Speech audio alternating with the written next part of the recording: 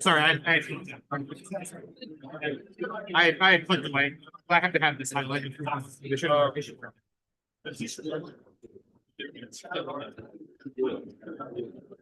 It's Bluetooth, the way it's Wi-Fi, so it's Wi-Fi. Oh, yeah. We'll fix it. So you got technology. We're good.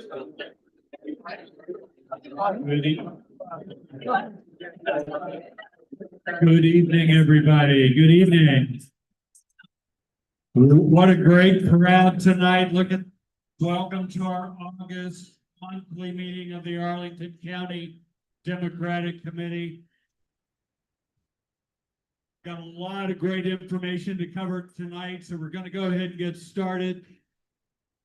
Want to recognize some of our elected officials tonight. I see County Board Member Julius J.D. Spain is just trying to enjoy. And I know I saw County Board Member Maureen Coffey is with us tonight. And I know Commissioner of the Revenue and Joint Campaign Co-Chair Kent Plengler is with us tonight.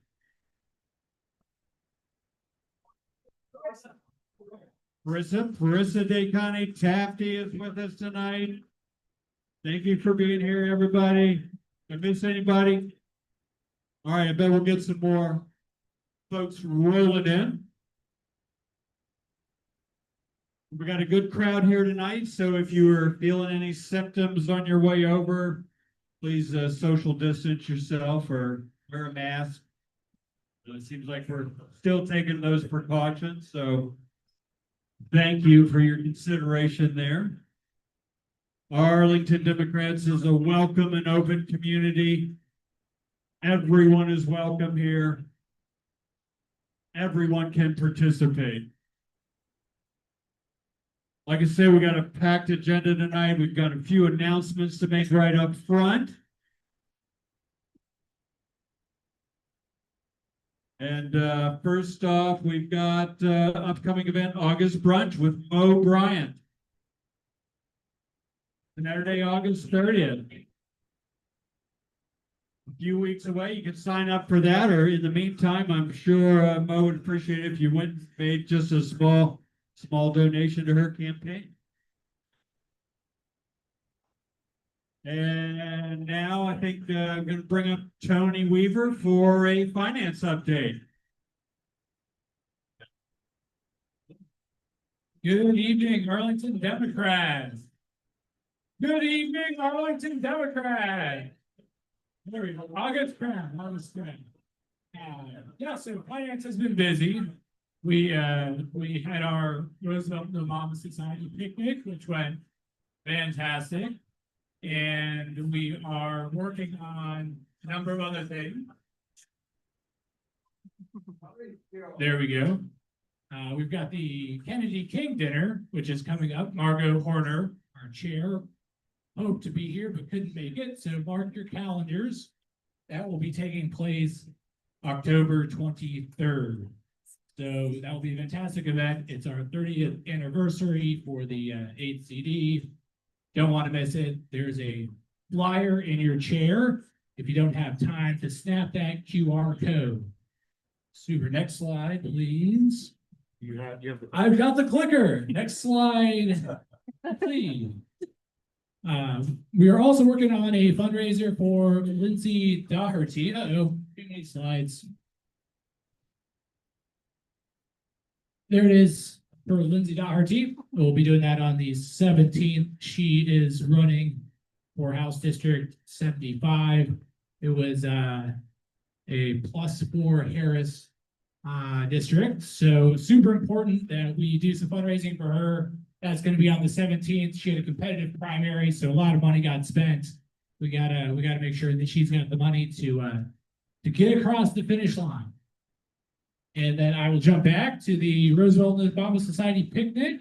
Is our Roosevelt Obama Society chair here? Sarah, come on up if you're here. no worries. She will be here a little bit, but event went great. We had over 75 people show up. We had a local rock band attend. There we go. Yeah. And they were good. They played for the first 45 minutes to an hour. It then started torrentially downpouring. But fortunately, we were able to get all their gear under a tent and everything. Ended on a high note with ice cream. So if you're not a Roosevelt Obama Society member, don't delay. You don't want to miss these rocking events. Sign up now, and you can do so at the QR code right here. So please join Roosevelt Obama Society, and that is the finance update for August.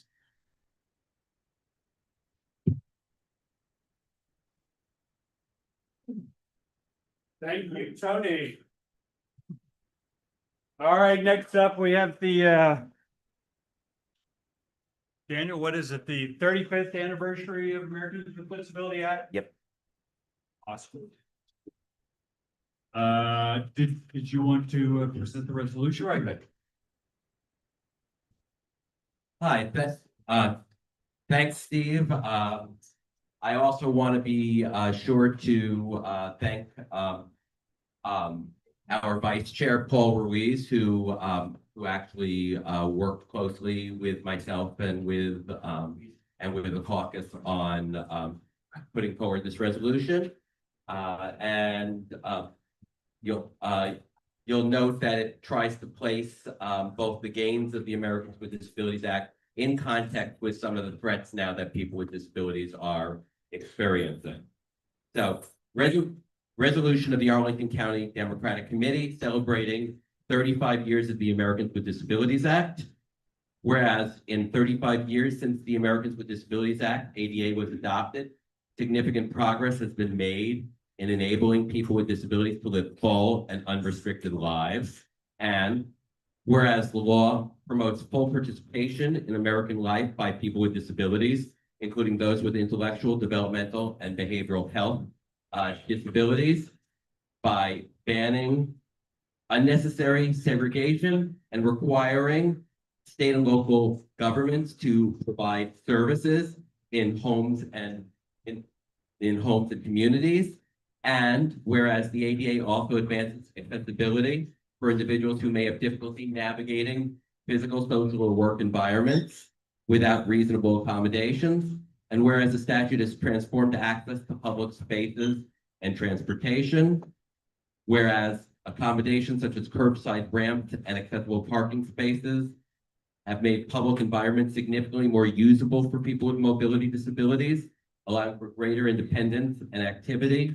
And whereas the statute has also transformed opportunities for people with sensory disabilities to fully engage in public life, whereas services such as sign language interpreters, closed captioning on television, screen readers, and speech-to-text technology have enabled people with disabilities to interact with the world around them in real time, empowering participation in civic, professional, and social spheres. And whereas the statute has also improved the accessibility and quality of education for students with disabilities, with the U.S. Department of Education providing guidance, oversight, and over 10% of the funding for these programs nationwide. And whereas despite this progress, significant challenges remain, and the gains of the past 3 decades are at risk due to severe cuts to essential programs such as Medicaid and housing assistance, as well as the rollback of civil rights enforcement, public education protection, and DEIA initiatives that safeguard disabled members of our Arlington community. Now, therefore, be it resolved that the Arlington County Democratic Committee celebrates the progress achieved under the Americans with Disabilities Act in improving the lives of people with disabilities, and resolved further that the Arlington County Democratic Committee urges decision makers in all sectors and at all levels to preserve gains that have been made for people with disabilities and to work diligently to address those difficulties that remain. Adopted this day, the 6th of August of 2025.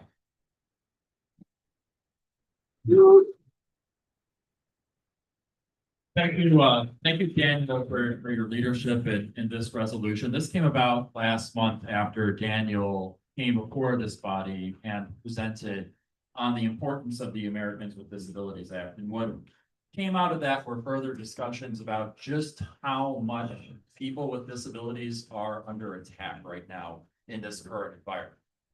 Office of Civil Rights, Department of Education, have been gutted employees.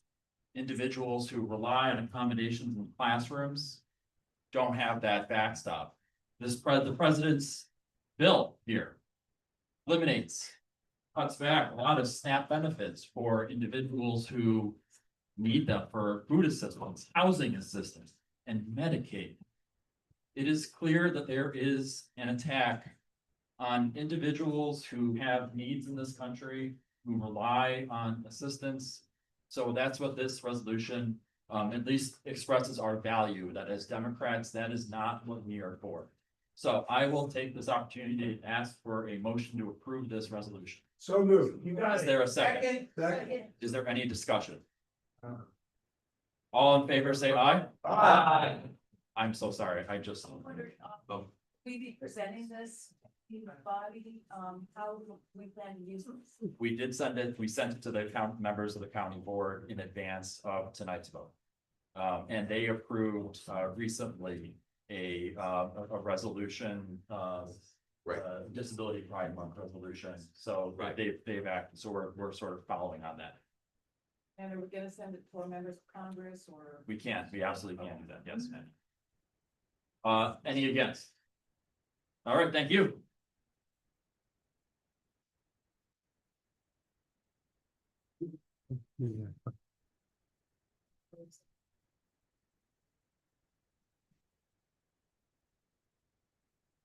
Oh, sorry. Thank you, Paul. Thank you, Daniel. All right, in addition to that anniversary, today, in fact, is the 60th anniversary of the Voting Rights Act of 1965. Glad we could meet on that day. Happy 60th anniversary.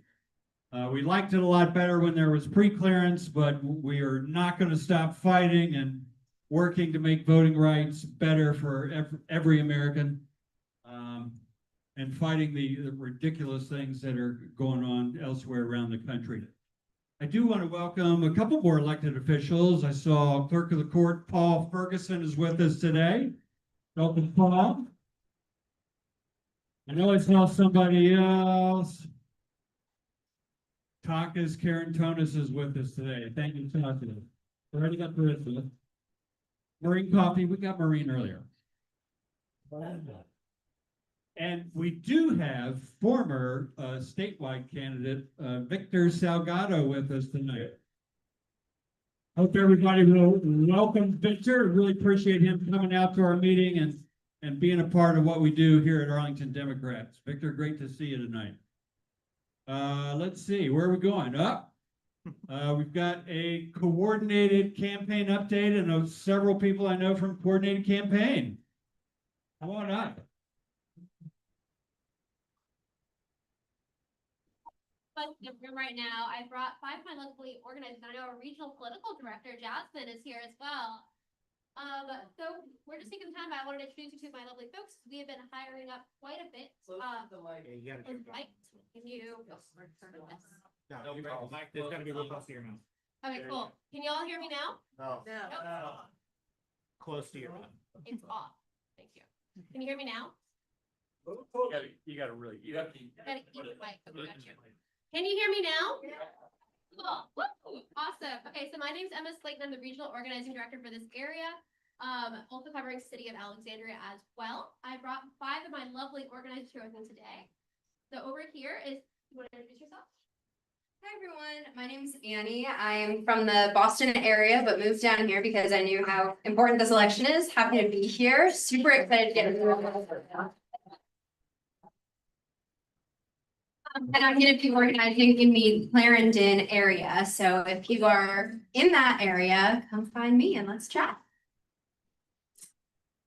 Hi, everyone. My name is Eric Gomez. I'm the field organizer covering Burlington, parts of Northwest Alexandria. super excited to be here. I've lived in this area for like around 3 years. So I'm excited to meet everyone.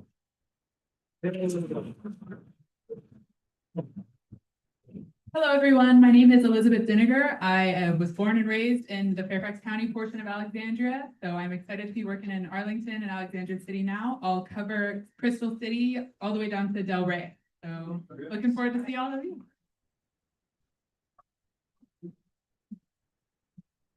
Hello, everybody. You're all pretty tired of me. I've been here since February. The local organizer won, so I'll be organizing in the Columbia Pike area, I believe. So if anybody lives there and wants to get involved there, happy to talk with you. Hi, everyone. My name is Larola. I'm from the Tyson's Corner area. I moved there when I was about 10. So originally from Illinois, but been here for a while, to college here as well. I'll also be organizing in the Columbia Pike Barcroft area. So if you're around there, just give me a shout.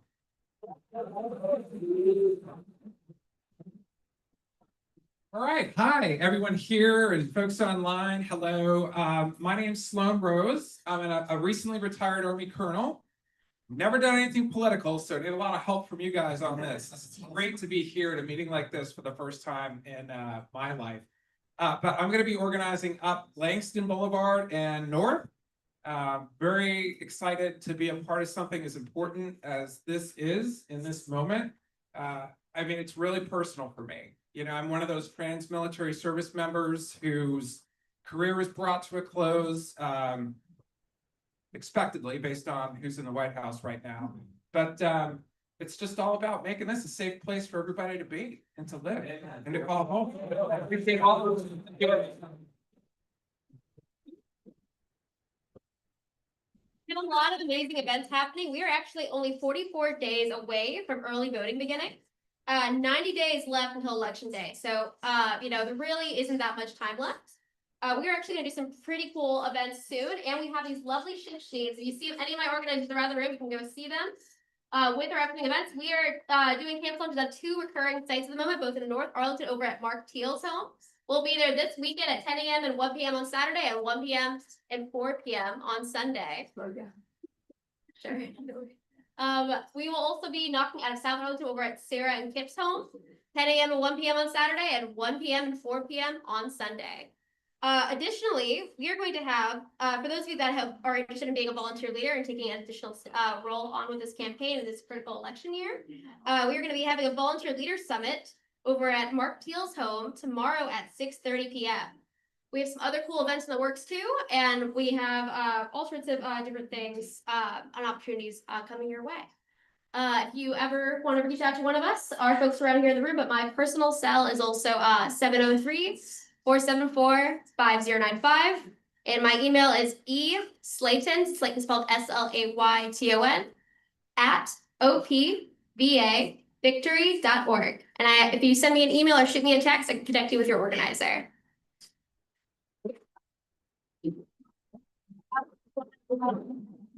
You got bumper stickers, the Span Burger? I don't have any on me right now, but I believe we do have some at one of our office locations. I can go ahead and grab some for you if you want to swing by another day.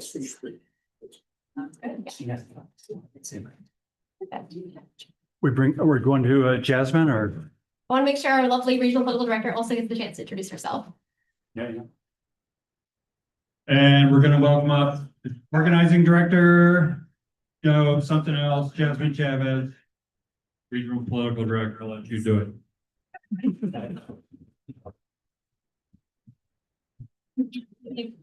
Let me make sure this works. Hi, good afternoon, everyone. My name is Jasmine Chavez.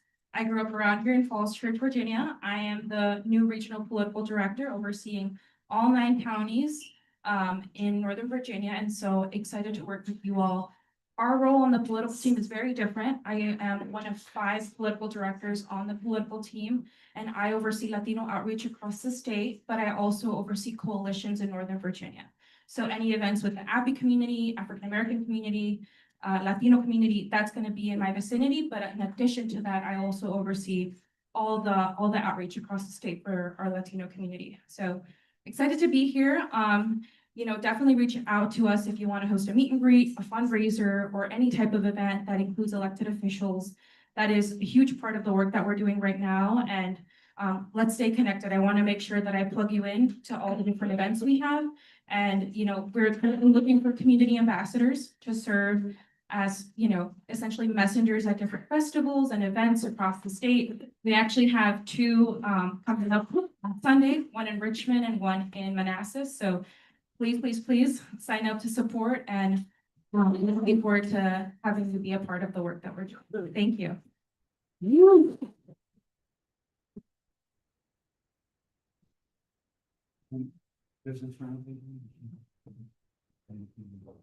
Oh, yes, Steve just reminded me about something very cool that we're doing.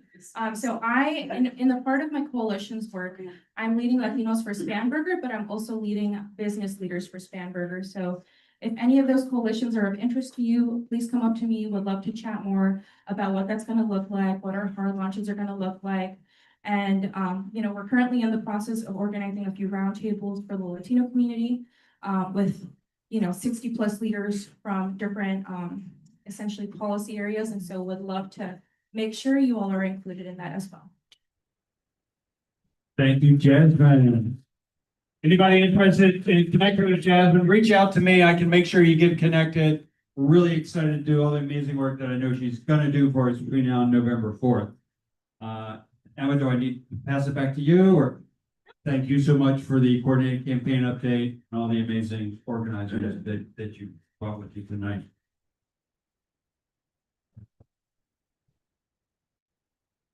I think we have school board candidate Mo Bryant is with us tonight.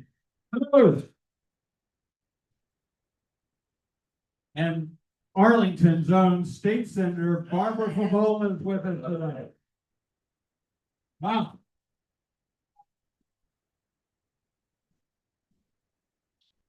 And remember, we are working really hard between now and November 4th for all of our candidates on the ballot. From the top of the ticket, Abigail Gonzalez and Jay Jones. Really need to make sure we help Jay Jones get over the finish line this year. In Virginia, our 3 House of Delegate candidates, County Board Member Takis Karantonis, and Mo Bryant for school board. We are working super hard for each and every candidate on the ballot. So thank everybody for all that. I know they're going to be filling out those sheets tonight and knocking on doors this weekend down at Gibbs or at Mark Teal's. And now let's bring up our joint campaign committee for a joint campaign update.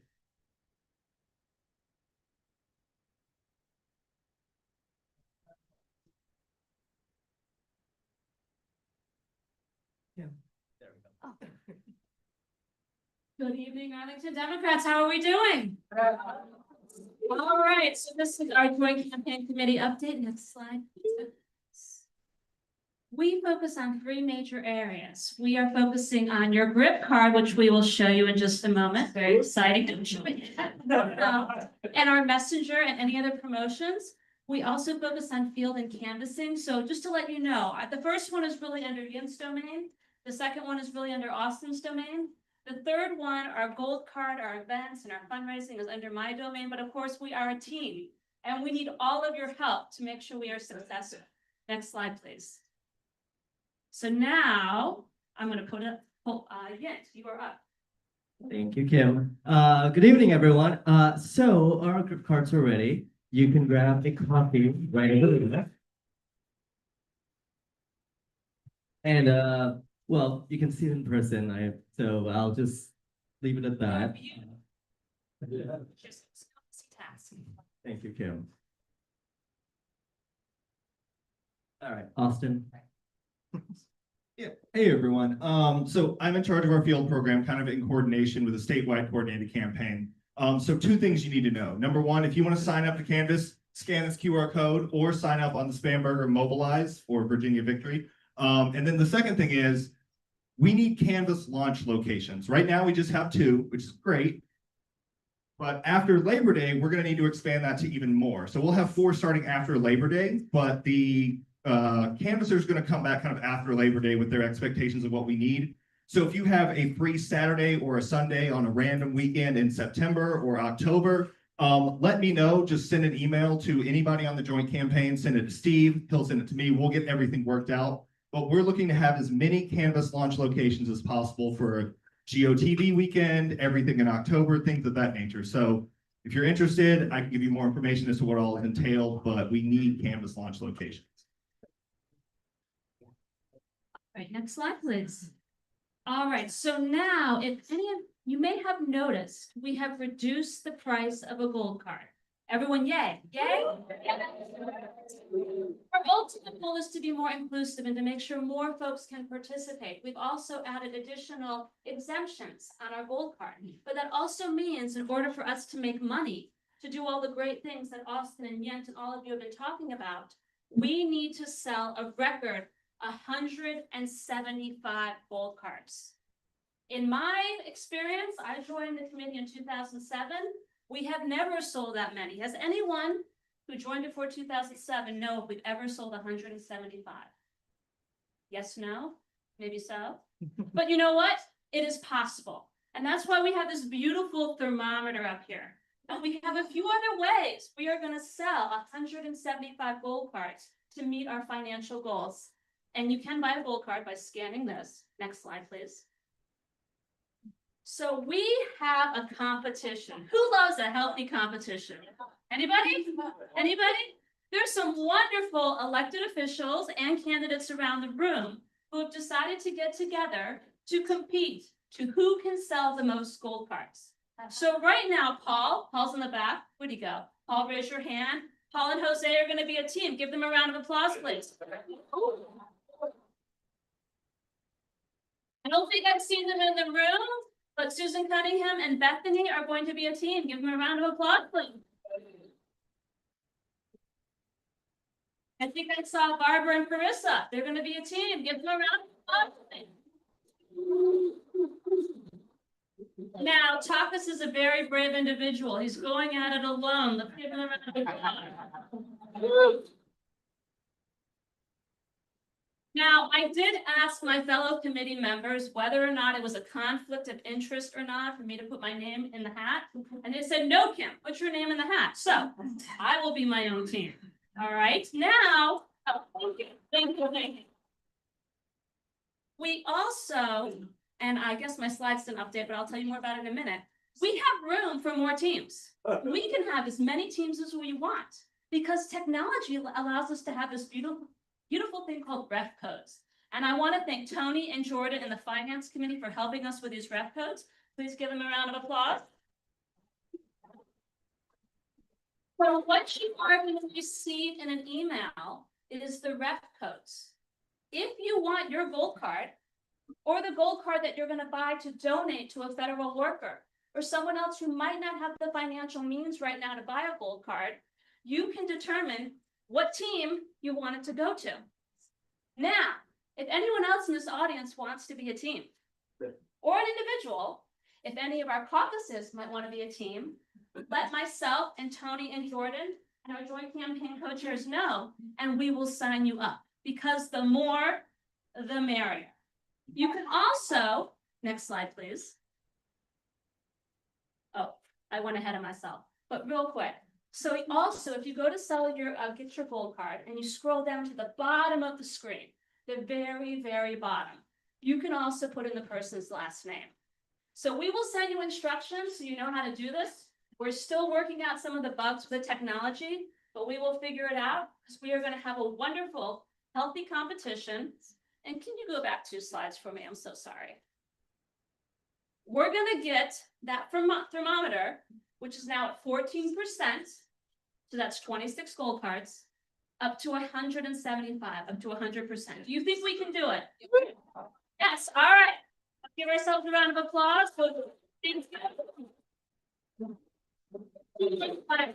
Sorry, I'm going back and forth. And one more. What do you get for your gold card? Well, number one, you get happiness, right? We feel good about it. We are helping a wonderful cause. But also you get to go to 4 wonderful, amazing events. You get to go to our chili cook-off on Labor Day. You get to go to honoring a distinguished Democrat on September 21st. You get to go to the AYD Oktoberfest on October 4th. And you get to go to the Golden Gala on October 18th. Next slide, please. Now, did I see Jessie in there? She's here. You want to come up? You want to come join us, Jessie? Let's give Jessie a round of applause. Jessie has taken on the awesome role, which Gabe had for 5-6 years, of being our lead for the chili cook-off. Jessie, what can you tell us about the chili cook-off? It is happening Labor Day, no surprises there. I know that these QR codes are a little smaller than expected. The one on the left is for volunteering, one on the right is for competing. I would love for you to participate in either, and the great thing about both is they get you in the door for free. So if you have trouble scanning them, please come up to me afterwards. I would gladly send you the form. We should also, I believe, have an email with all of these details going out by the end of this week. If you are signed up to receive our newsletter. Should be a great event. We're really not trying to reinvent the wheel. Gabe put on a great event these last few years, and I'm just hoping to keep that tradition alive. Thank you. Next slide, please. Good, thank you. So, what was that? All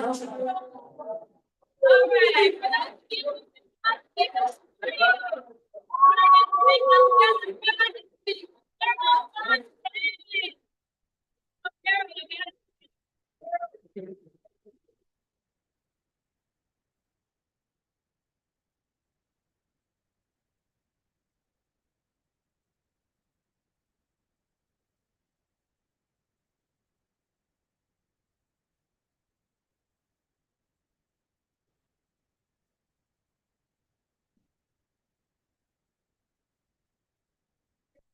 Carol's gonna get an official time to speak on September 21st.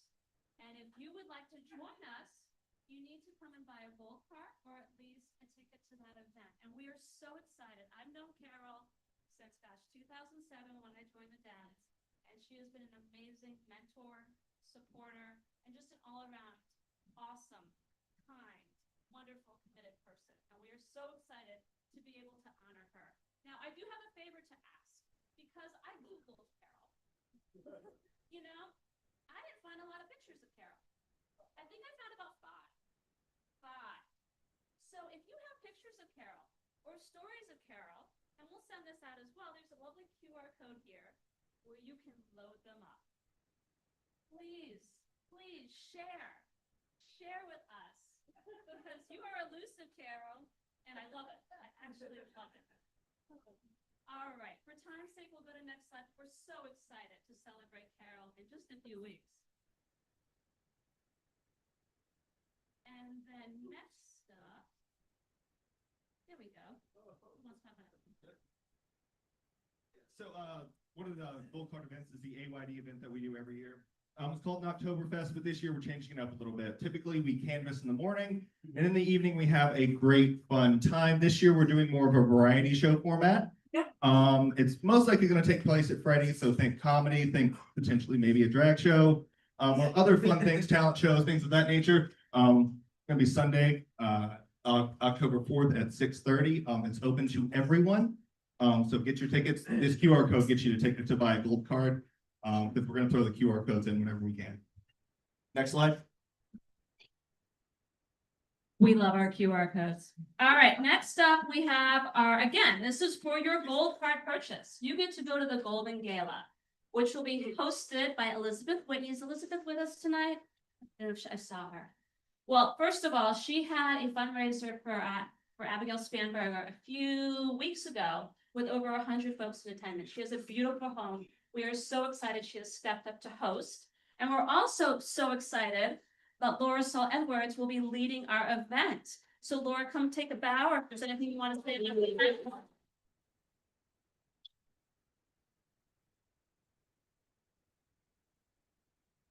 Thank you. Well, Kim asked so nicely, so I couldn't say no. We are in the planning stages for this event. We hope to continue the tradition of a very classy, fun event with great food, great drink, great company to kind of wrap up this golden season and send us with energy across the finish line on election day. We have got a good team in formation. Susan Anderson's going to be helping us. We're getting some great advice from Maureen Walsh and Carla De La Pava. But if you would like to join our team and help us put together this event, come see me. I would love to have you join us. It's going to be a lot of fun. And we're going to be meeting at Elizabeth's house tomorrow at 7 o'clock to get things rolling. So see me if you want to join us tomorrow night and help us put together this event. Thank you.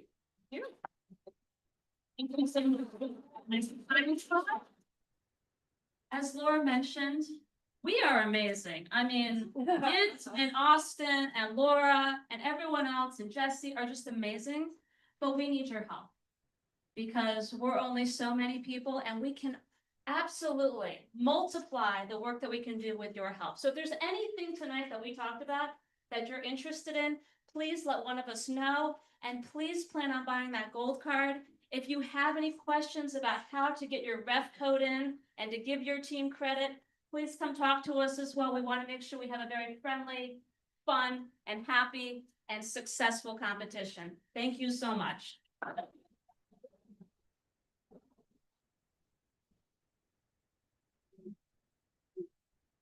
Thank you, joint campaign co-chairs. Big round of applause for the amazing job they're doing. And just one more announcement. I know next Tuesday is our senior lunch. I believe it's at Busboys and Poets at noon next Tuesday. And I think possibly Takis Karantonis is going to be the featured speaker. So don't miss out on that. I want to welcome up someone who's been with us before. You might remember Jennifer Wheelock from maybe last year, but she is going to present us some information on the big ugly bill. Jennifer, come on up and give us the news. And Paul, I apologize. Some of my slides have animations in them. I won't do that to you again. I apologize. Do you want to get your own slides or something? Do that. I can do them myself. Sure. Is it here? Yeah. Do you want to go? So. I'll try to do this myself. Can everyone hear me? All right, so my name is Jennifer Wheelock and I work for the Democratic staff of the House Budget Committee. And for the last 8 months, more than. Oh, sorry, my bad. There we go. And for the last, so I'm Jennifer Wheelock. I work for the Democratic staff of the House Budget Committee. And for the last 8 months plus have been sort of on the, you know, in the front line of the fight against the Republican agenda in Congress. And so I wanted to come and talk a little bit about that tonight. So the GOP agenda: reward the wealthy, harm the working class, and add trillions to the debt. My husband was like, wow, you're really going hard at this. And I was like, it's been 25 years of this nonsense, of these people coming in, passing tax cuts for the wealthy, exploding the debt, and then saying, oh, the debt is so high, we have to cut the social safety net. So we're just, and then Democrats, of course, always come in and clean up after them. So I don't think I'm going too hard on this, actually. Oops, all right. Oh, sorry, these notes are kind of tiny, but I think they were sent around too. All right, so some top lines here. It adds $3.4 trillion to the debt. This is easily the most expensive piece of legislation in a generation. Like full stop. It is bigger, it's twice the size of the American Rescue Plan, twice the size of the Tax Cuts and Jobs Act. And it's like more than most of the COVID relief that went out the door. The largest, most expensive piece of legislation in a generation. It's even more when you add on to the interest on the debt. More than $5 trillion of it is in tax giveaways, mostly to the wealthy. The richest 1%, those who make about $2 million or more, they will get a tax cut of more than $300,000 in 2027 alone. Families with incomes of 15,000 or less, they will actually see a tax increase in 2027 of about, the latest numbers there are about 9%.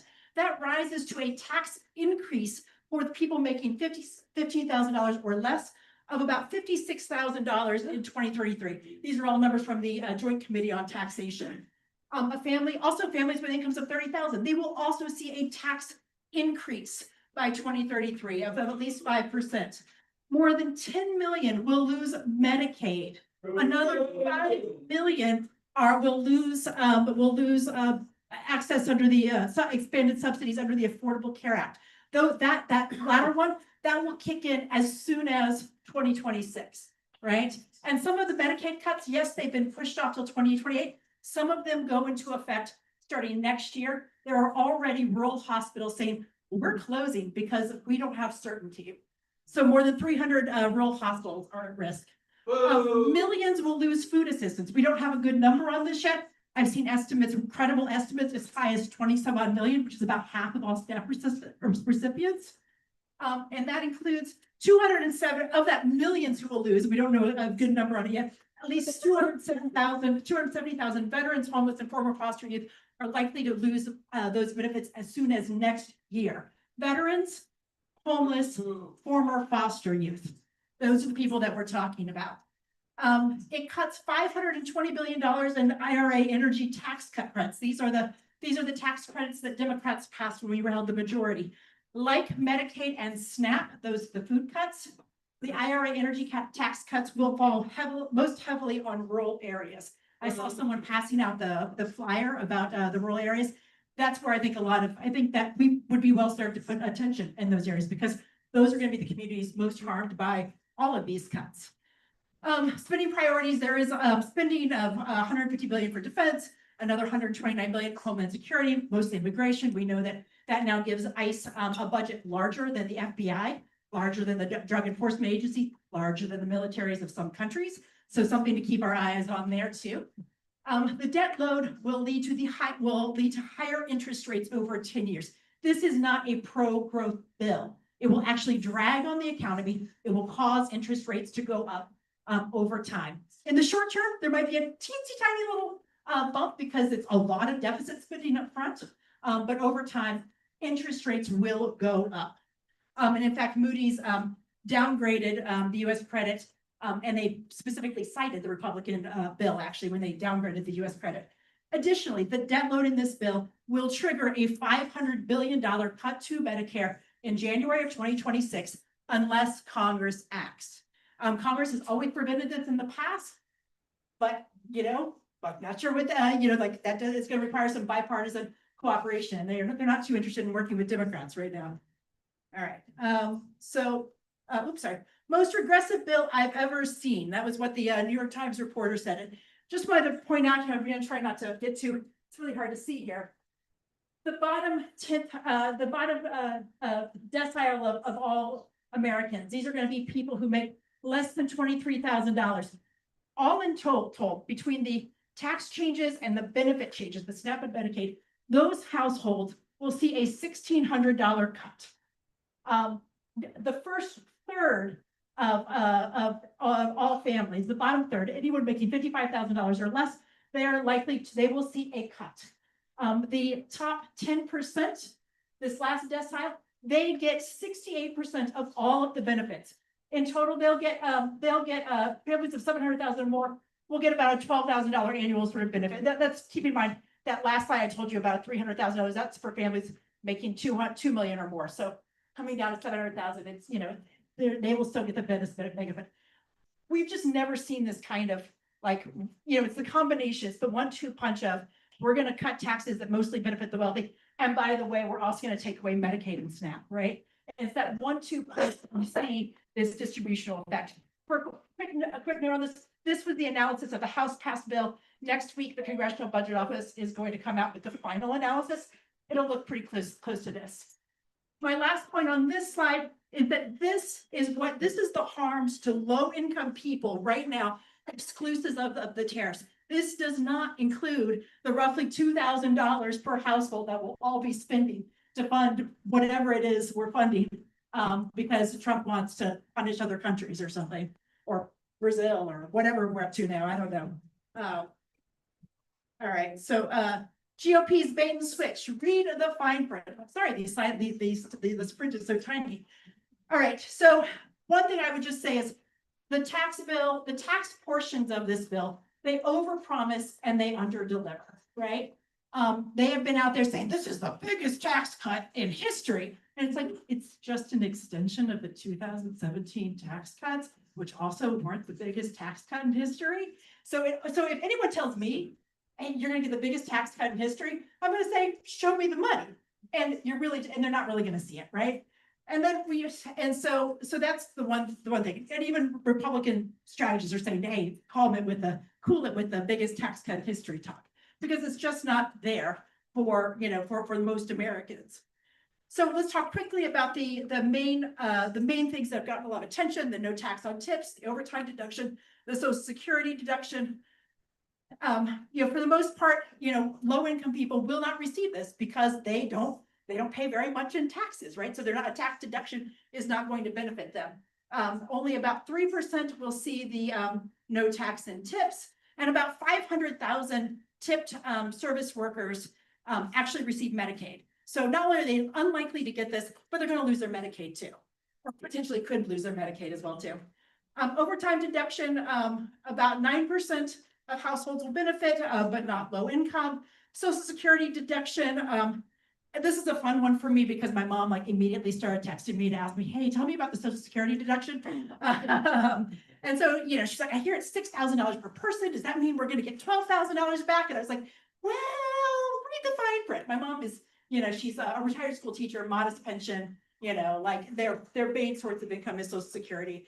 And they don't pay very much in taxes, right? And I was like, you're not going to get $6,000 per person. The average person is probably going to get about a $450 benefit. Half of seniors will not receive this benefit. So people like my mom are like, I hear we're going to get $6,000 per person. And most people will not get it. Half of seniors will not even get this, right? I think this is causing a lot of confusion. My mom was even like, so what about this neighbor? All they have is Social Security. Will they get a tax cut? I was like, no, because they only rely on Social Security, so they will not get it. She's like, well, what about these neighbors?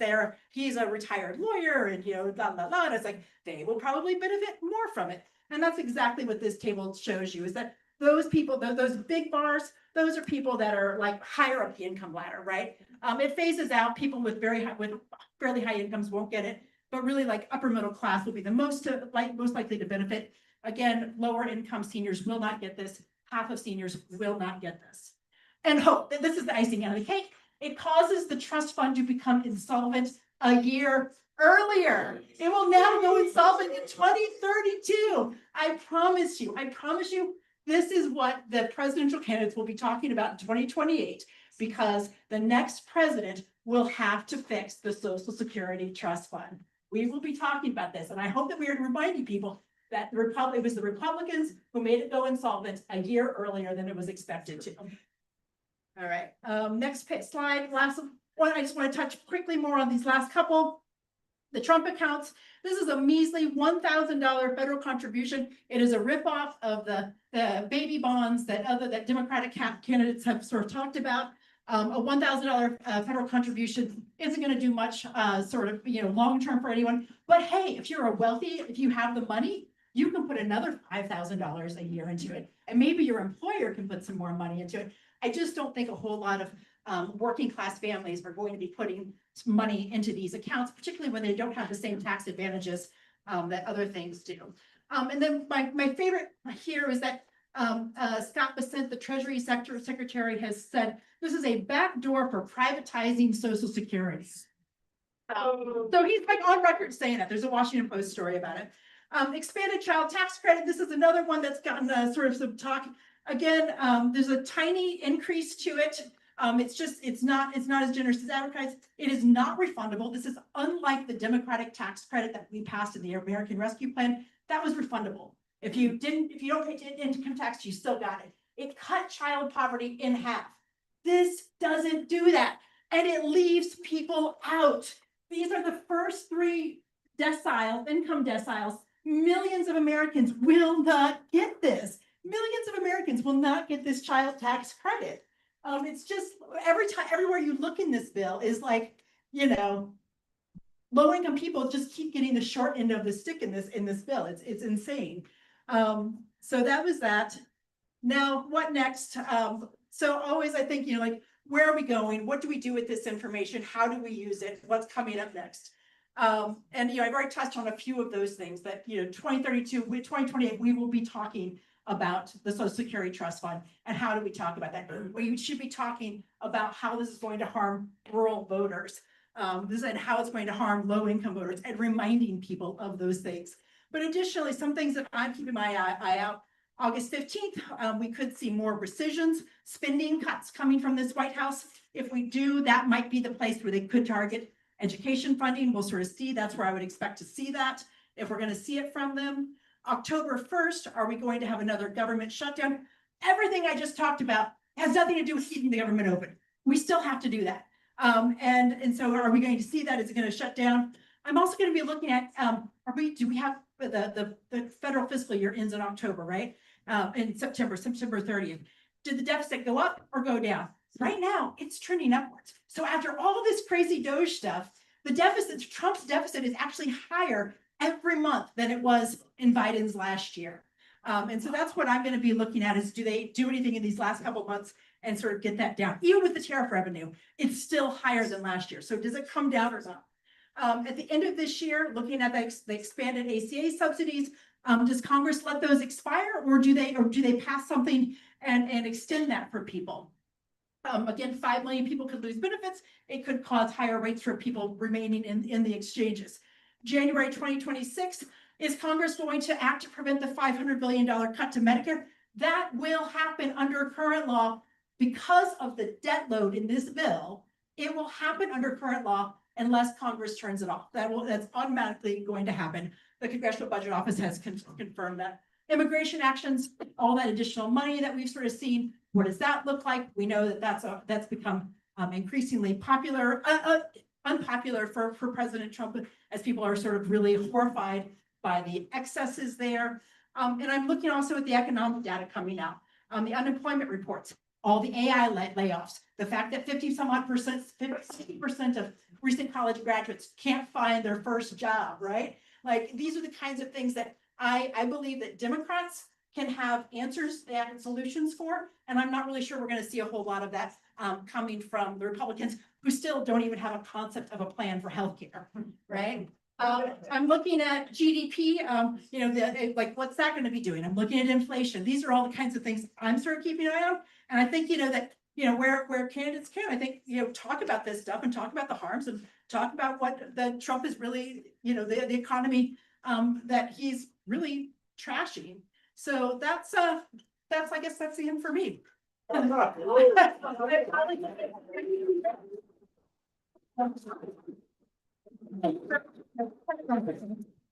sorry, sure. I understand all of that, what you're saying, I've read about it.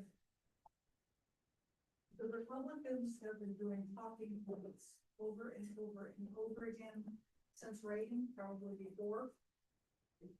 The Dems don't do that. They say, well, that's bad. It's like, just gross. But,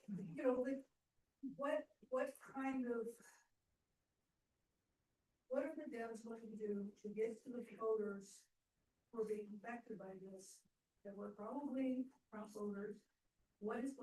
How are they going to get out there and talk to them? And these are rural. Oh, yeah. You gotta go. That's right. And I mean, that's not my day job but that is kind of why I'm here.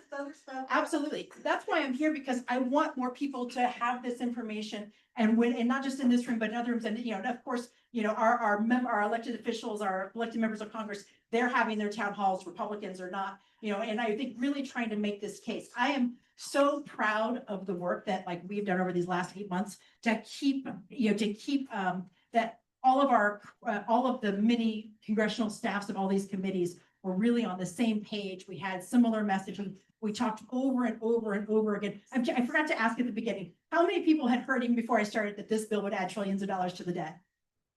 There you go. How many people had heard this was going to cut Medicaid? Right? And that is because early on, like in November of last year, after the president before he even was inaugurated again, we sort of said these are going to be two facts, and we got others on the outside to confirm, third-party validators to confirm that, so that we weren't saying Dems say this, the Republicans say this. It was like, no, the Congressional Budget Office confirms there will be Medicaid cuts. These other people confirm it will be the most expensive bill in a generation. And I think that was really helpful to our messaging. And I really am hopeful that as our elected officials are out there in these communities, as we try to, as, I'm from Indiana, as they try to rebuild the Democratic Party there, that, that we keep reminding people, you're losing your Medicaid, you're losing your SNAP, and it's because these guys wanted a tax cut for the wealthy. And by the way, they added another $4 trillion to the deficit while they were doing it. Sorry, in the red shirt. Yeah, several institutions took a big hit during the debate on this bill. The Senate Parliamentarian, the Congressional Budget Office. What do you see as the long-term consequence? Oh, man, but this is actually the stuff I really care about, right? Like, I mean, I care about all of this, but like, it's like the institutions, like, and I just can't tell you enough. I feel so strongly that, that Congress's source of power are our institutions. It's the Congressional Budget Office, the GAO, the CRS, the Senate Parliamentarian. That is the source of our power, of our Article 1 power, right? Like, I mean, the Constitution, but in terms of like, they do the work that we are able to draw on. And that benefits both sides. And it is so upsetting to me to like see the Republicans trash all of this in terms of these very short-term gains. And I think it has a real cost, right? I am really happy to see that, like in my world, to see that a number of people who are on the right, not maybe the elected Republican officials, but the people on the right who are working in the think tanks and things like that, they have been standing up and saying, no, like CBO is not at fault here. CBO is doing their job. And the Senate Parliamentarian is doing their job. And I think they have been really making that case. And I think that we just need, and I think that that's really important as institutions, I think are the lifeblood of our democracy, right? So it's something I feel really strongly about in the way back. Jennifer, could you do us a favor? They highlight, they hit the state, get it on the website. Maybe we can do brick cards or something, get the brick cards updated. Was the zoning price? You need to get this out, you can look how bad they just do it. I will be happy to send my committee, the House Budget, not my committee, the committee I work for. The House Budget Committee has done a number of one-page reports, and we've done a number of one-page reports on this, and I'll make sure that we can send those to you. And again, that's all material that we give to all of our members, so that when they're out doing that town hall, they have a one-page sheet that they can look at, right? So we have done a lot of that, and they're talking about those things. I suspect my time is done. Is that right, Steve? Yeah, I think so. Okay, I'm happy to talk to you folks afterwards. Big round of applause for Jennifer Whelan. Always a great presentation, a very disappointing budget, great presentation. Thank you so much, Jennifer, for taking the time to be here. Now, next I want to welcome up County Board Chair, Takis Karen Khan.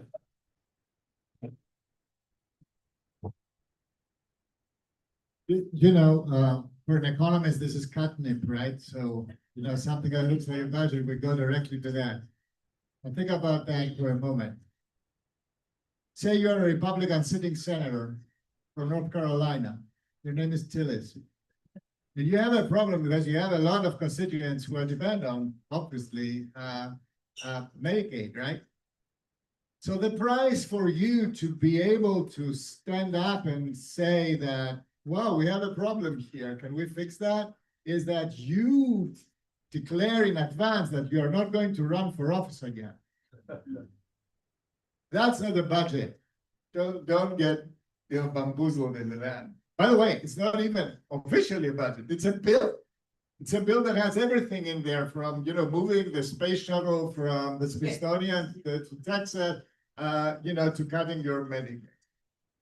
And by the way, this is not only a huge transfer of wealth, a continuation of the previous, and then supercharging that from the poorest to the wealthiest, by emptying also the ability to survive economically of middle class. It is also, and that's important for us here, it's also a transfer of the obligations of the federal government, something all Americans, the 340 million of us, agree that we have to organize our country from the federal government that is not the federal government anymore to states. you know, for example, and Senator Favola, correct me if I'm wrong, the Commonwealth uses Medicaid funding for several things, but one thing is to supplement Medicare payments for those who cannot, whose Medicare is not enough to pay for health care. That now will disappear. Our ability to get that money from hospitals is also cut here. So guess who will be holding the bag? We are going to hold the bag in the Commonwealth of Virginia. So actually, this is not only an imposition, but it's actually driving us, derailing us in a place where our fiscal future is absolute uncertain. And I use that, you know, bridge to tell you, yeah, that applies to your local government as well. So I'm here called to give you a county board update. The number one thing is, since January, if I had to put a line on that, we are holding the line. This is our job. You voted for people who are right now charged to hold the line, to keep Arlington going as an example and a standard bearer of democratic governance, responsible, transparent, sustainable, and accountable.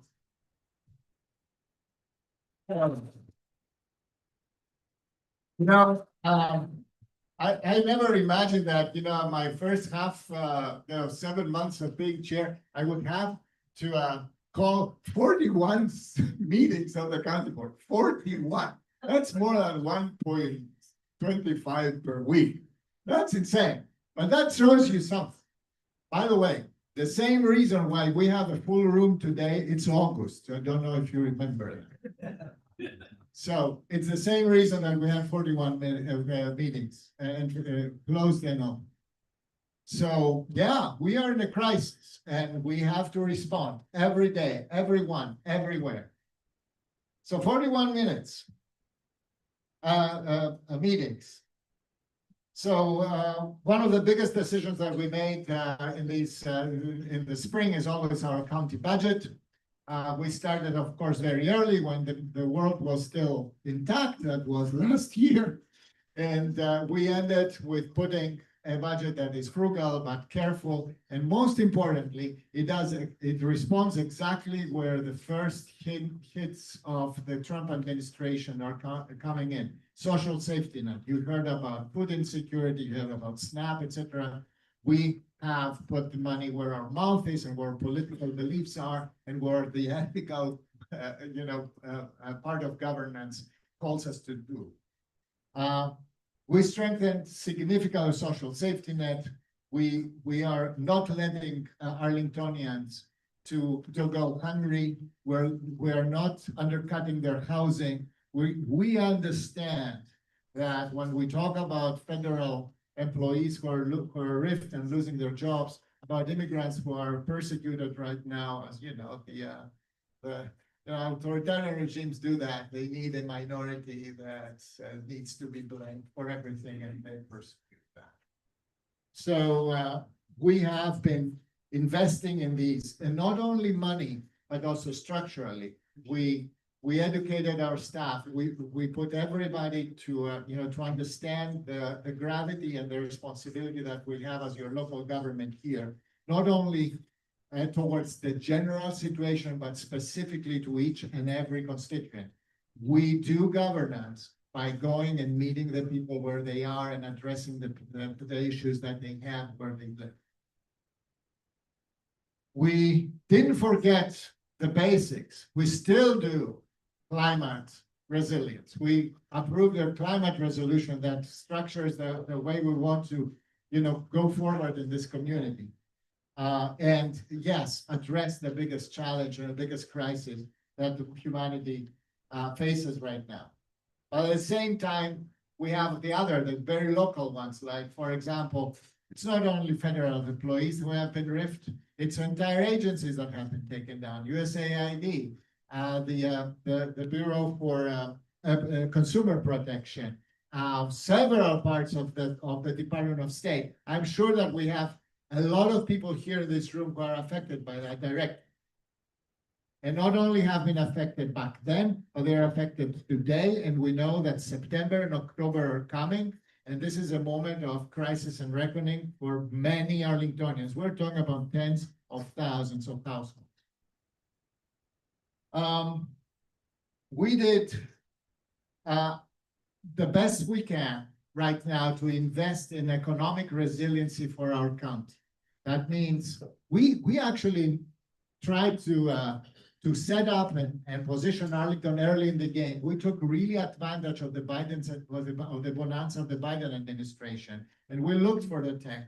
We looked for the universities to come here. We landed corporate headquarters and we strengthened small businesses here. We care about who works in Arlington. You know, what kind of schools they have, what kind of childcare they have. And see my colleagues here, and thank you so much for this work.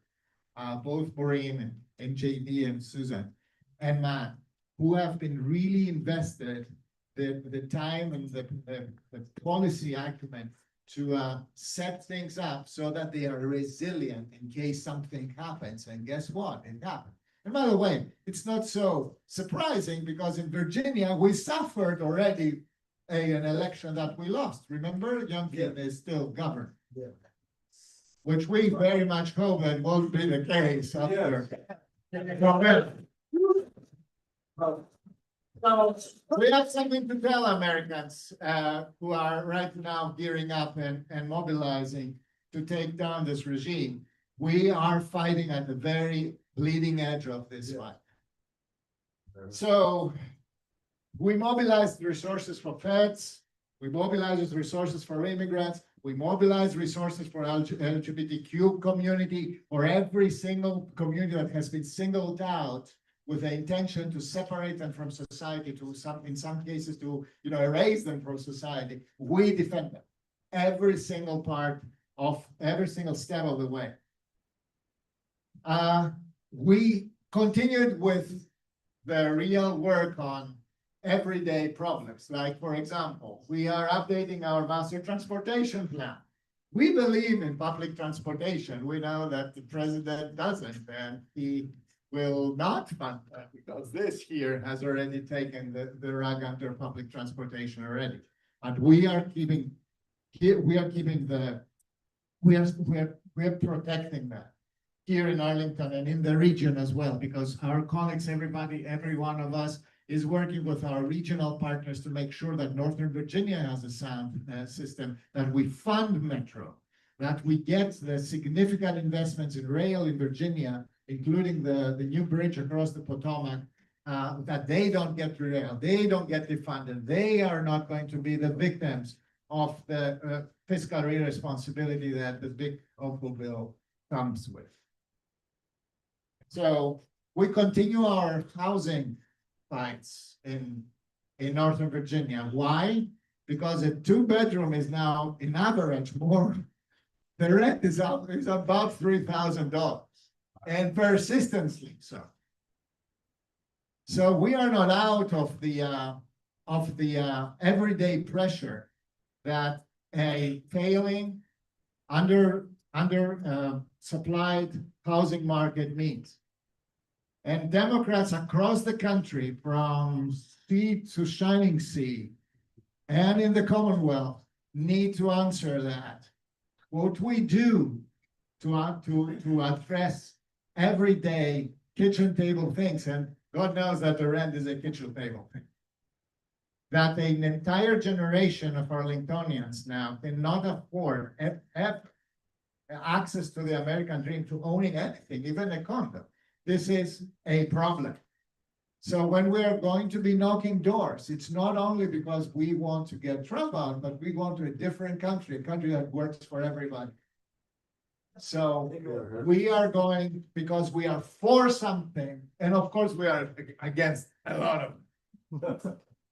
So we are investing in our school, in our youth. Very recently, we had the kickoff of the school youth well-being initiative. I think this is an enormous and very important. We have, as Democrats, we built here we spearheaded every single member of the county board and the school board has been working to have one of the best performing public school systems in the nation. We did it on purpose, but now we have also other responsibilities, like, for example, caring about the mental health of our youth, caring about their general well-being. So we continue to do that. And in difficult times, this matters a lot, especially for the families who will be left behind here and they will have a far more difficult life to live. So we are continuing with that. We are never forgetting the potholes and the street safety and, advocating for sidewalks, etc. Mind you, there is a reason why, I'm coming to this meeting here from a meeting in the Central Library, where we celebrated officially with an exhibit that is now is a sister exhibit in the Bozeman Building and one in the Central Library, 60 years of the Voting Rights Act. But it was a full place, standing room only. These are people who are really good Arlingtonians. They're satisfied. They are supporting the type of governance. They're supporting the community we all together build. So that's my bottom line. When we hold the line, we're holding the line for our communities here. And never let anybody tell you that this is too small, that this is too insignificant. This is actually what it is. When we are in the news, we will be for good things. People will be pointing to us and say, look, you can do that. And people in Montana and in Illinois and in Texas right now, where you see how they deal with democracy, by the way, will show and say that yes, it's actually possible. Our job collectively as this committee here is to show America that good democracy and good governance are absolutely possible. Yeah. Don't need an authoritarian power grab to take our country down, and like it is right now. So thank you so much for that. Sarah Langford is not here. We normally talk shop about everything that's going on with our precinct captains. This will come in the fall. We will meet again. So. Welcome. Susan Cunningham is with us today. Now, next up, precinct ops with Paul Ruiz. All right, thank you, Takis. So I think we've heard an arc here tonight, right? Which is these terrible things are happening. What is it that we can do about it? The thing that you can do about it is get involved in your community. You took a great step by being here, by listening to us online right now. But by being involved in our precinct operations program and becoming a precinct captain, that is a tremendous way to get involved in your local community, to know the issues, to know what your voters are talking about, and to be engaged in our civic life. So to that end, we are looking for precinct captains in Aurora Hills, Dawson Terrace, Garfield Park, Gunston, Lion Park, Lion Village, Met Park, and Oak Ridge. If you're interested in one of those, talk to our precinct ops chair, Sarah Lanford, deputy chair, Fran Jackson, or Rachel Halpern, or one of your precinct captains. They'll be happy to get you involved. Next slide. Just a couple of announcements. So annual volunteer recruitment training, that's coming up. Precinct Ops is planning that on Zoom on August 25th. That is going to be training for volunteer recruitment for the messenger and poll greeting shifts. And if you can't make that, that'll be recorded if for whatever reason you're not able to attend. In addition to that, and I find this really, really helpful, and this is just one of those skills that you can really pick up here. You're doing democratic organizing, translate it elsewhere. I really strongly encourage becoming familiar with the van. So Scott McConnell, our band administrator, is going to be conducting a training on September 9th, 7 p.m. The van really you can learn how to, you can learn about how to identify the voters in your neighborhood, how to cut the turf, how to canvas, do all the back end stuff and learn information about what your community is. So I strongly encourage that you to take this opportunity, learn from Scott and join this van training. Next slide. Messenger delivery, so give you a sense of what the plan is for this fall. So we're planning a messenger drop September 13th through the 27th. That's what the Joint Campaign Committee right now is putting together, the messenger, so that we can get it out into the hands of our voters.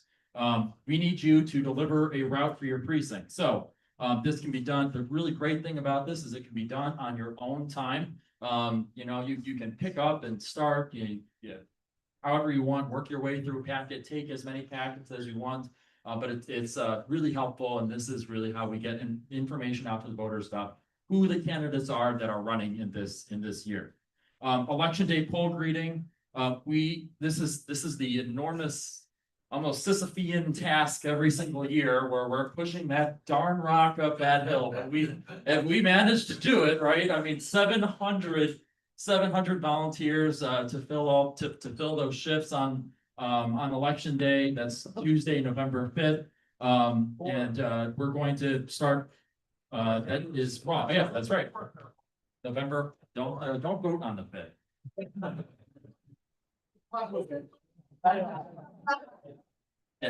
That's right.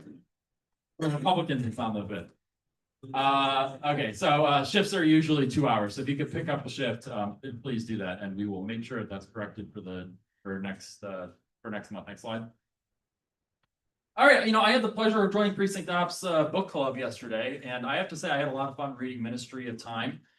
This is one of those things that Sarah initiated this program, and I have to say it's a really good opportunity to sort of relieve some stress and get out and do something a little bit different. So the read now for this month is same as it ever was. That's Claire Lombardo. So if you're sitting on a beach, you have a little bit of free time, feel free to pick up this book and then join us and talk about the book. That is the first Tuesday of every month. And then this is the upcoming book series. Slide. I think, do we have someone coming up for voter reg events? Yep, awesome. There we go. Thank you, Paul.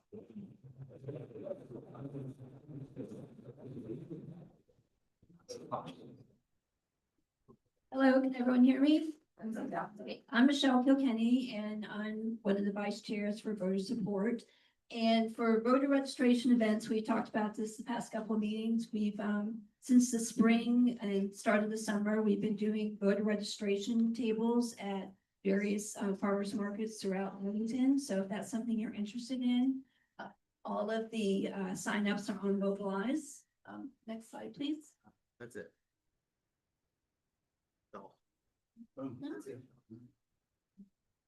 I thought I was right after that. What? Well, I can come back. I think that's all we got. Okay, What's the? voter support. Voter support. Oh. We can go there. Great. Thank you. Okay, so, we were just talking about poll greeting on election day, but we also have early voting poll greeting.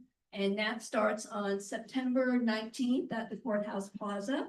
And then it starts on October 21st at the Madison and Walter Reed Community Centers. So we're working on a plan right now to recruit and organize volunteers for that. But if anybody is interested now, you can just email us at votersupport@arlingtondemocrats.org. So we are working on that, and I know a lot of people within the various precincts, like our various volunteers, they really like to do early voter poll reading. It's something that they really enjoy. So if you're out talking to your neighbors, it's a great way to recruit people. And then back to the farmers markets voter registration. At the Courthouse Plaza Farmers Market, we are looking for more volunteers that are needed to help with the setup and take down of the table and tents. And I think that's it. Oh, one other quick plug. I know it's been mentioned, but today is the 60th anniversary of the Voting Rights Act. And there's a wonderful exhibit at Central Library. I was just there and I saw a lot of you there this evening. Tonight was the opening night of the exhibit. It's a beautiful exhibit and I highly encourage everyone to go. It's just a great thing. It's at the Central Library and it'll be there through Election Day. Thank you. All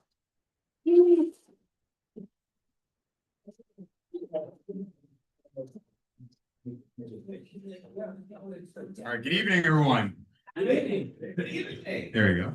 My name is Brian Coleman. I am the Outreach Chair, and on behalf of all of our identity caucuses, I'm very glad that you're all here tonight. So starting with the first slide, this is our team for Outreach. As you can see, we have nearly a dozen and a half caucuses. So if you are interested in getting involved in community outreach in any way, shape, or form, please either reach out to me or any one of our caucus chairs that are mentioned up here. Slide, please. All right, so we got a few outreach announcements. First, we have our Labor Caucus meeting, which is tomorrow night. It's virtual, led by Keith Willis, who is our Labor Caucus chair. Second, we have the Arlington County Fair, which is one of our biggest tabling events of the year. It's going to be from August 15th to the 17th. So if you are interested, either reach out to myself or in the back, we actually have one of our festivals and farmers markets chairs, Rob Miller, who would be happy to speak with you about getting involved.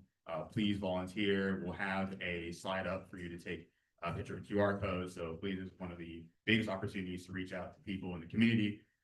Next, we have a few caucus leadership vacancies for our Quality Caucus Chair and Disability Caucus Leadership Board, as well as we are taking donations for veterans and veterans and military families caucus in the back. So if you're interested, oh, yeah, right on to what's my left. You're right. If you are interested, please contribute there. And we do this every month. Next slide, please. All right, so for Blue Families, we are going to be doing postcards. We're still writing for 4 key House of Delegates races. There's a sign up QR code right there. A few of them you probably have already heard of. They include Kimberly Pope Adams. You're thinking of Willie Franklin, for example, but there are a number of key races that we're going to be writing for. So again, there's a QR code to sign up if you're interested. We also have the potluck coming up soon on Sunday, September 21st. That's 11 to 1:30 at the Lion Park Community Center. We also have some social canvassing trips coming in August, one of which will be a canvassing we're going to be doing on the, I believe it's the 23rd. Yes, August 23rd. We're going to be going down to knock doors for Kimberly Pope Adams, the great candidate. So if you're interested, reach out to me and we can get you hooked up. And actually, you can see a few of those races right there. So I have a couple on top of my head, but there we go. There is just Anderson and Lindsay, the other 2 full races we're going to be writing postcards for. Slide, please. All right, this is the slide I promised you. So this is for the Arlington County Fair. If you're interested, please take a picture of the QR code. We're going to have, I think, 15 time slots going from that Friday into the Sunday. Again, this is one of our most important outreach events, so we really appreciate having people there, especially Friday and Saturday. We have a lot of people coming through, and so it would really make a difference to have someone at the tables every single hour. Next slide. All right, so here we're going to do outreach in action. So one of the first events we had in August, in addition to a number of great caucus events, we had a Latino caucus happy hour. We had a Black Caucus happy hour as well in July. But we also had a Black Caucus fundraiser for Kimberly Pope Adams, where we raised nearly $4,500.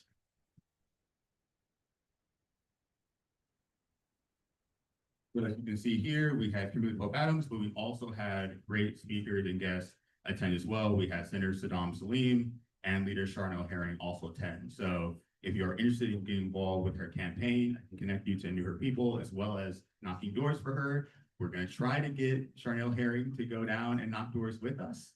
So please, if you're interested, get in contact with me. I'll be floating around. So next slide. All right, next, this is Keith and myself from Labor Caucus. We spoke recently at the county board in favor of having stricter labor agreements for some of our employees who are going to be working the county on housing developments. There is a very important balance that has to be struck with building more housing. I'm on the housing commission. I understand how valuable that is as both a renter and someone who is aspiring to be a homeowner one day, but I don't think that that has to be at the expense of fair labor agreements, right? We can balance these things. We have an obligation to do so.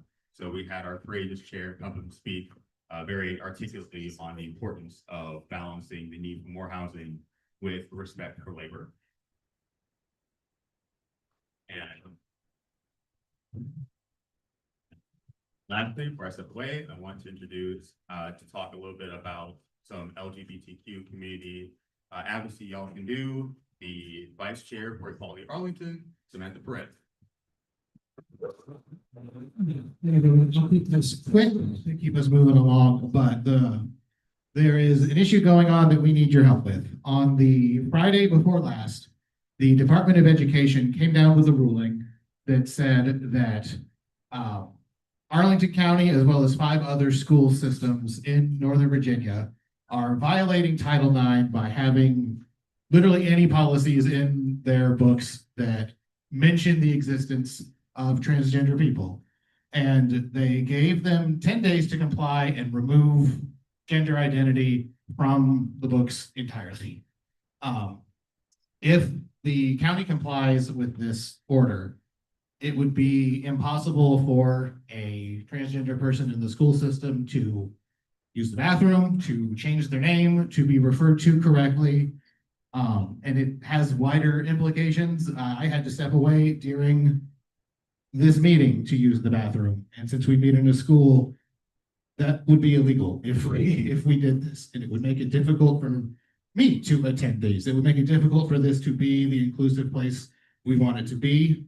And if this goes through, this threat of funding, this threat of action, it will have completed a weapon for the administration that they can then immediately turn on whatever minority group they want to use it against next.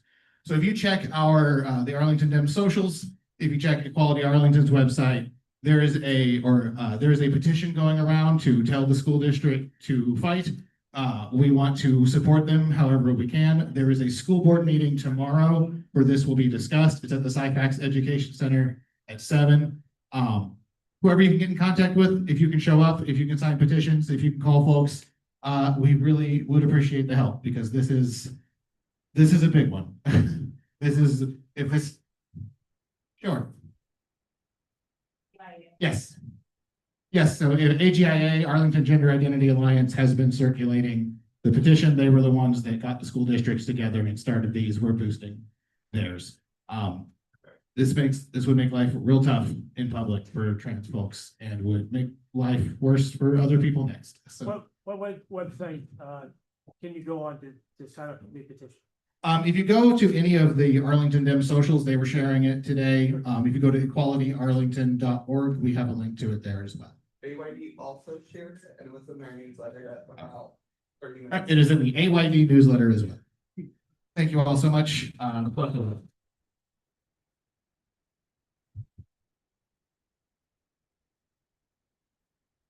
Let me see who's next. Because it says voter support, but we did that already. AYD. There you go. I've been up there twice because voter support is so important. Sign up if you want help. Hi, everyone. My name is Brian Atkins. I'm the president of the Arlington Young Dems. We've got some events coming up. On the 19th, we are having a canvassing 101 at Shirlington Library at 6:30 p.m. So if you're interested in what canvassing is and the many types of canvassing you can do, please come out to that. It's also going to be our bylaws approval meeting, so it's going to be a fun night. Come on out. Up next is one of my favorite events. It's our annual AYD Summer Barbecue from 4 to 7 p.m. Tickets are online now. Sam, can you go to, I think, next slide. There you go. Scan that QR code for tickets. If you are an AYD member, it's free. For all others, it's $30. If you want to become an AYD member and are eligible for that, $25 will get you to this event. The next nights that we're having in September and a couple of other events for free. So it's a great way to support young Dems. Yeah, and new this year, all proceeds from the annual summer barbecue will be going to the AYD Action Fund, supporting our canvassing efforts here in Arlington and also in all parts of Virginia. We have a pretty extensive goal of 3 campaign weekends where we'll be in hopefully in Williamsburg, Blacksburg, and 1 weekend in Richmond. So we definitely need some funds to help with volunteer support and snacks, all that good stuff, so we can make sure that every voter knows that there's an election this year and who to vote for. All right, next one. We have a social hour, so if you cannot make it out to our cookout, you can make it out to our social hour on Tuesday, August 26th. We will be at the water park, and that is across from the Alamo Draft House and the Amazon area in National Landing. And then I think we got one more slide. AYD night out at Nats Park. September 2nd, we're going to be meeting up at the Bullpen at 6 p.m. It is free for members. So if you're a member, scan the QR code. If you have any questions about your membership, please go see Jesse Ojeda, our recruitment director, and we can check our list. And then that is it. AYD Action Fund, again, another plug for that.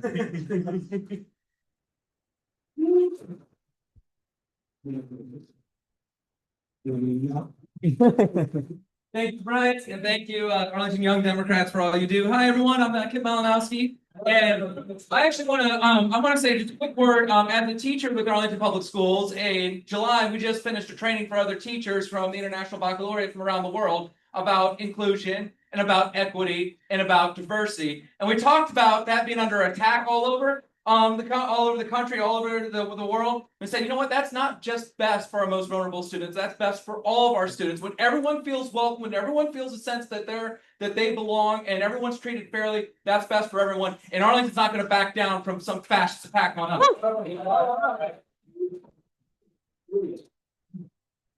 And Arlington, of course, looks a little bit beyond Arlington too. So this is a slide up here that says, and it's too small to read, don't worry about all the fine print there. The key point here is this: 4 years ago, we lost Virginia by about 20 votes per precinct across the Commonwealth.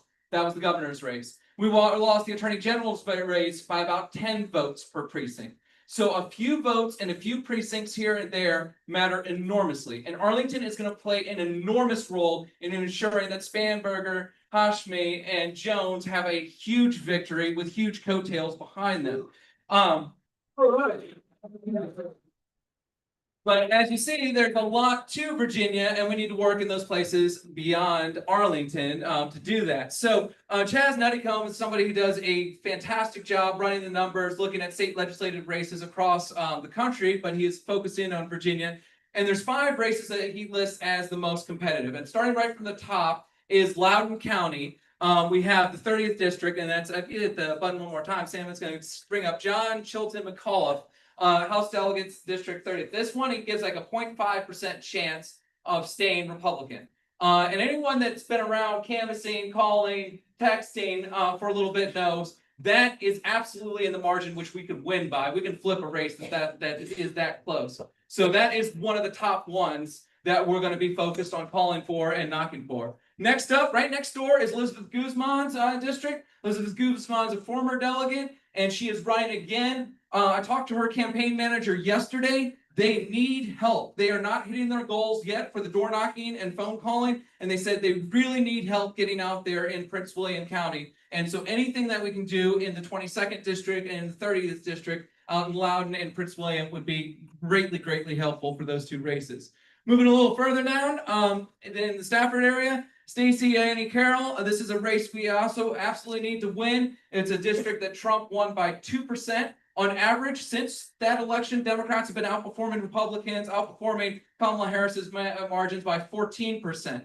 So we have been doing a phenomenal job, but that's because so many people like us have gotten active and made calls and knocked doors in those districts. Now, not only that, Lily Franklin, huge shout out to the Arlington Young Democrats. We're already hosting a fundraiser for her. She lost 2 years ago, or she lost in 2021, in 2023 by 183 votes. And that is absolutely reversible. This time around, she's well funded, and that's absolutely a district down in the Virginia Tech area that we absolutely can win.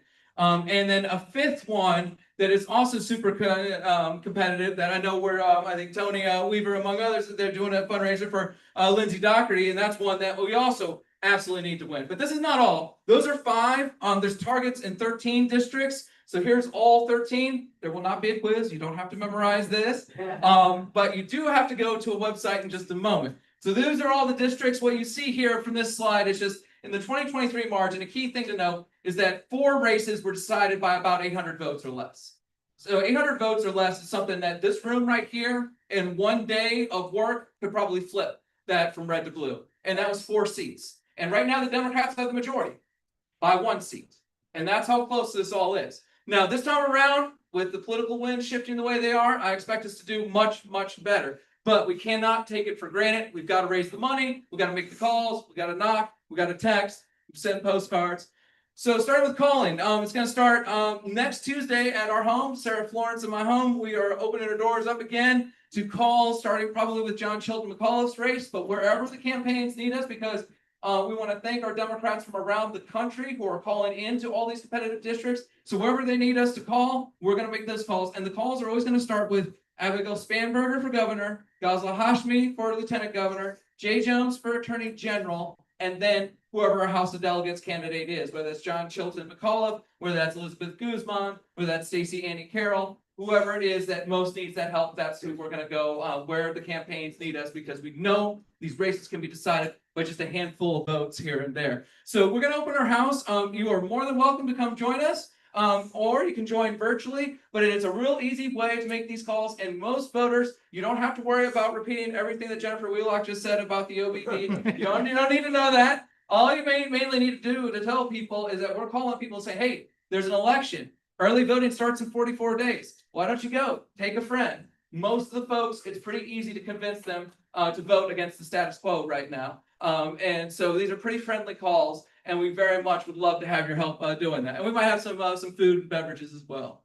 So this is where I do need your help. We have a living Google Doc. This will be updated on a weekly basis with whatever the campaigns, basically whatever Emma Slayton tells me to do, wherever the numbers that the campaign that's paying big money for all the different data to look at a bunch of different numbers, wherever they need the most help, that's where we're going to go. That's where we're going to focus. And we'll have all those mobilized links updated on a weekly basis right here. But what we have here at the top is the phone calling, the calling into the competitive districts, both virtual and in person at our home, and then a whole bunch of different canvassing opportunities. And so if you scan this QR code, it will take you to this Google Doc, and that is where you can make a big difference. And I really do believe the difference in so many of these races could come down to us right here. But it just wouldn't be great to have a huge victory come November. Thank you all.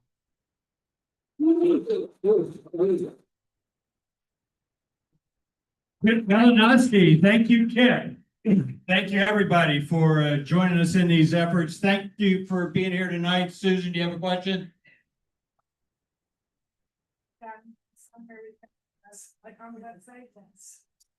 I think it's on it might be on the website. If you're on Kip's email list, I'll send this around to everybody. Kip, is it on the website somewhere? Very good. We'll get the information out to everybody. Thank you for being here tonight. Thank you for the next 30 days. We're going to work really hard and make sure we work for each and every candidate up and down the ballot. And look forward to seeing everybody on the doors this weekend. Thank you.